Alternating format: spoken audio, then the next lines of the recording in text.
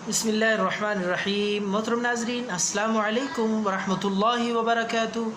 ناظرین، آج ہم پہلے کی طرح ایک بہت ہی قیمتی نسخہ لائے ہیں خارش، الرجی اور کھجلی کے لیے۔ بالکل سادہ سا نسخہ ہے، لیکن اپنی مثال آپ ہے، اس نسخے کا کوئی جواب نہیں۔ 2-3 دفعہ استعمال کرنے سے مکمل طور پر اللہ کے فضل سے خارش، الرجی اور ہر قسم کی پھوڑے پھنسیاں ختم ہو جائیں گی۔ تو اس کے لیے آپ نے روز واٹر یعنی عرق گلاب لینا ہے۔ کوشش کریں عرق گلاب تازہ اچھی قسم کا ہو۔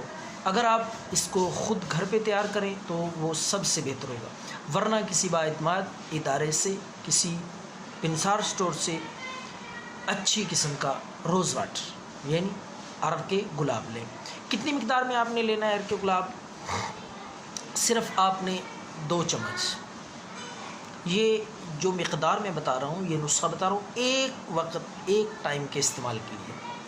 تو جب بھی آپ استعمال کرنا چاہیں تو تازہ نسخہ تیار کریں، بر وقت ایک دفعہ استعمال کریں، بنا کے رکھ نہیں دینا تاکہ اس کے اثرات ختم نہ ہو جائیں۔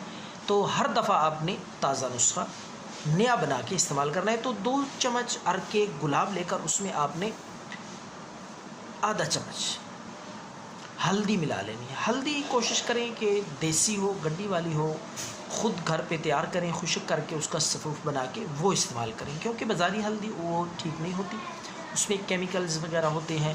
تو اس لیے آپ نے کوشش کرنی ہے، بلکہ لازمی طور پہ آپ نے وہ ہلدی گڈی والی استعمال کرنی ہے۔ تو اس کو اچھی طرح مکس کر لیں، روز واٹر، عرق گلاب اور ہلدی کو مکس کر کے جتنا زیادہ مکس کریں گے، رگڑا لگائیں گے، اتنا زیادہ یہ اثر دے گی۔ مکس کر کے یکجاں کر کے جس جگہ پہ بھی آپ کو الرجی ہے، خارش ہے، پھوڑے پھنسیاں، خشک خارش ہے، کھجلی ہے، تو انشاءاللہ پرانی سے پرانی خارش کبھی جڑ سے ختم ہو جائے گا۔ آپ نے لگانے کس وقت ہے؟ میں اس کا وقت بھی آپ کو بتاتا ہوں۔ آپ نے رات کے وقت کام کاج سے فارغ ہو کے سونے سے پہلے آپ جس جگہ پہ بھی خارش ہو، الرجی ہو، آپ یہ لگا کے سو جائیں۔ صبح اٹھ کے اس کو اچھی طرح 2-3 دفعہ صابن سے دھو لیں تاکہ ہلدی کا رنگت اور نشانات ختم ہو جائیں۔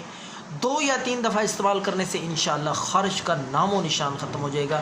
یہ نسخہ ضرور ٹرائی کریں، دعاؤں میں یاد رکھیں۔ اللہ